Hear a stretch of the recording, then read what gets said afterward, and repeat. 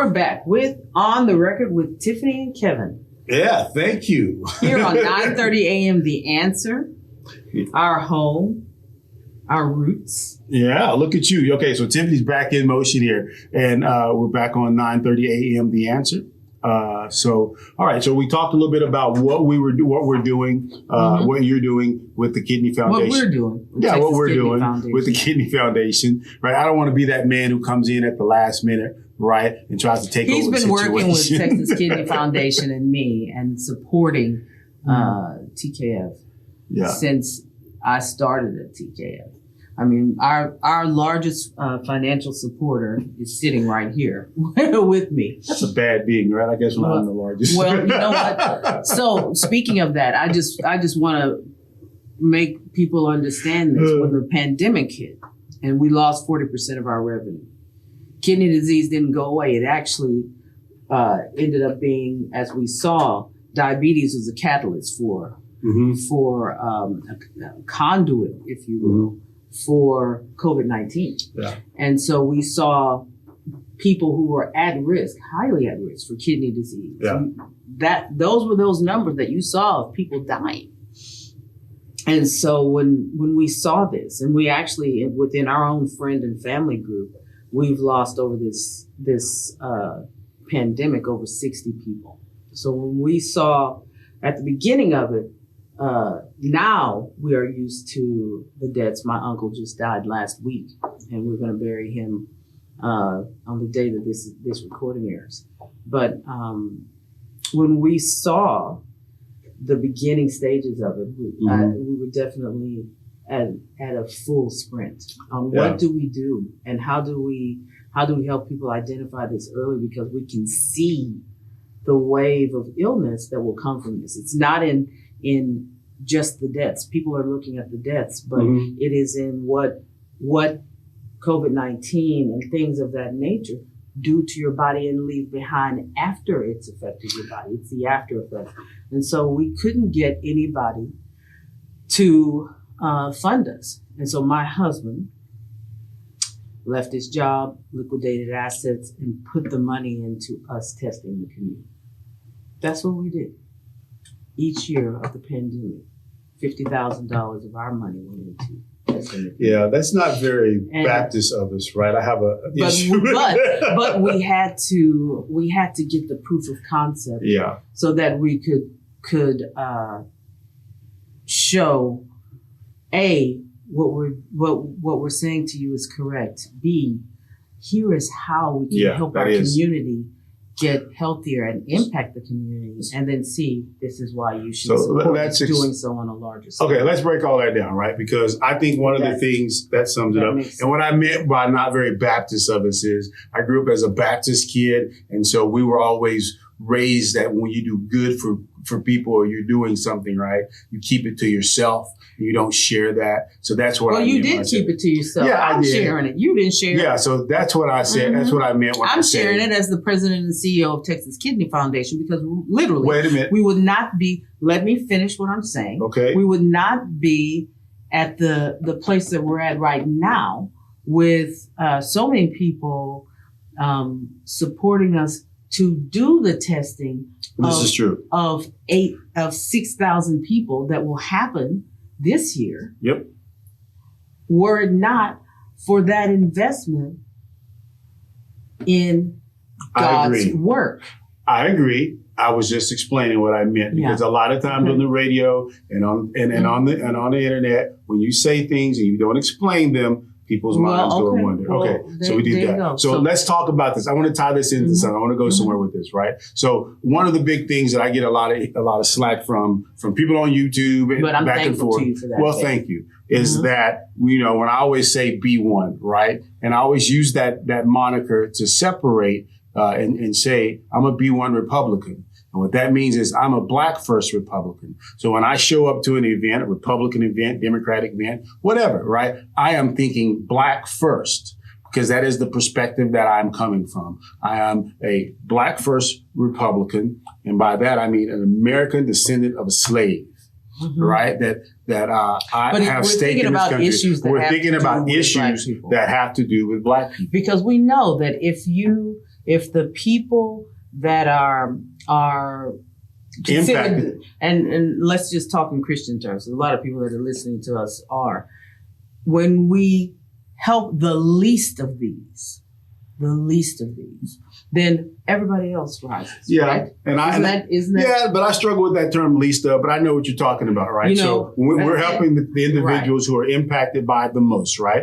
It doesn't mean we're not focusing on our white brothers and sisters. It doesn't mean that, right? But we're trying to get the ships to come up for everybody. Mm-hmm. And right now, we know that when you have an impact on the ship for black people, and specifically black people and brown people in our community, it has an impact on everyone. It's a positive impact for everyone. And there's historical precedents for that. And I always go back to things like when you look at the 13th, 14th, and 15th Amendment, the 14th in particular, that made citizenship a birthright. Right? If you're born in this country, you are a United States citizen. That's from slaves. Those are from our ancestors, right? And the first person to benefit, so black people benefited from that, but the first person to benefit from that was an Asian American. Mm-hmm. I want to say like 1888 or 87. You historians correct me on that one. They benefited from that because he left the country and went visit his relatives in China, came back, they denied entry, and he got access back into America because of the 14th Amendment, which was passed primarily for black people, right? So when that is the perspective that I am coming from.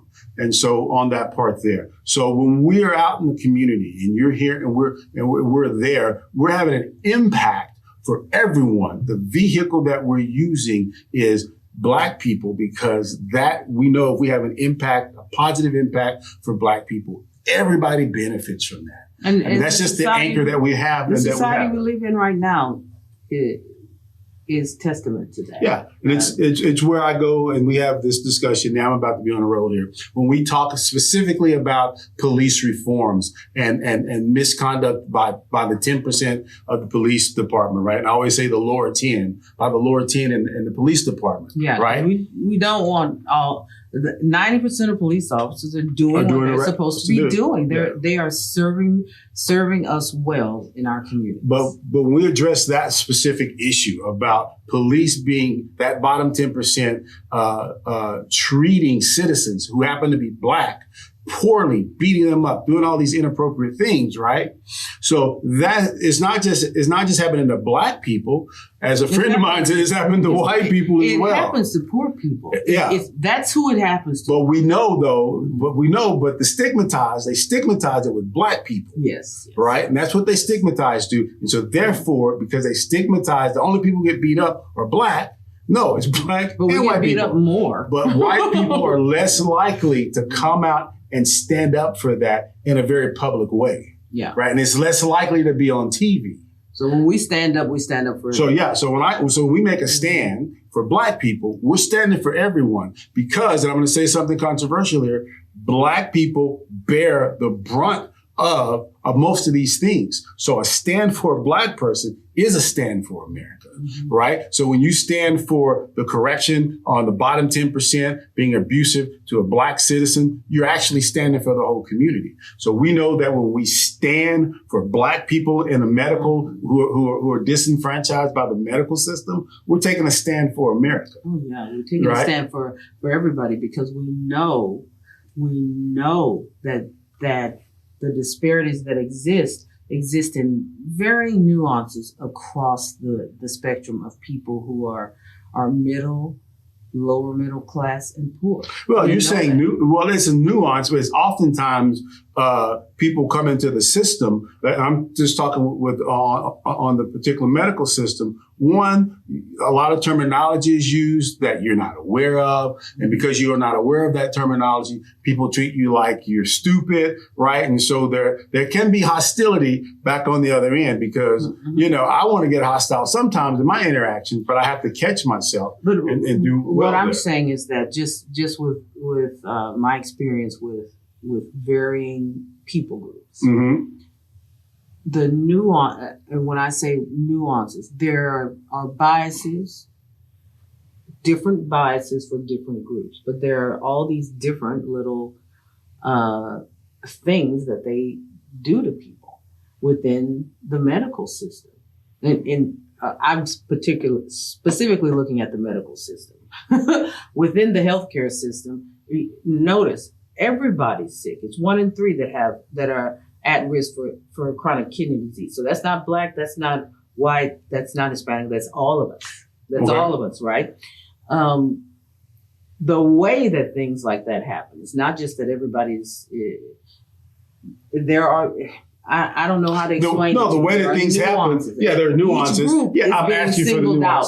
Each group is being singled out. I'll explain the nuance for you that you're getting to. The nuance is that it becomes normal to begin to disenfranchise people for whatever reason, right? And by disenfranchise, you cannot, when they say they're in pain, you're not listening to them. When they say, oh yeah, well, what's been normalized is pointing the finger right back at the patient. Yep. This is your problem, not mine. Oh, you should have known what albumin is. You need to figure that out. I mean, I literally sat on calls with patient advocates saying, yeah, but they're not advocating. They're not advocates for. And this is what we come back to, right? So I get into I'm an internet with that. I'm an internet troll, right? And I troll people. I troll the left. I troll the right. It's funny to me. I troll people, right? And so my troll to a lot of B1 Black people, right? And these people are saying, we're Black first, we're promoting Black issues. And I said, what issues specifically have you decided to advocate on behalf of Black people? Give me the specific issue. Right. And this is why we say that you have to pick your niche, right? And you go after that and you advocate in a way that is beneficial for the group that you're saying you're representing, right? And you also advocate in a way that you're able to buy in and get other people to buy in and build coalitions. That's how this country works. And if you're not doing that, you're just talking a bunch of crap on the internet. So that's why I troll you. And you've been on the record with Kevin and Tiffany, where B1 Republicans, the American descendants of a slave, are real. We reign.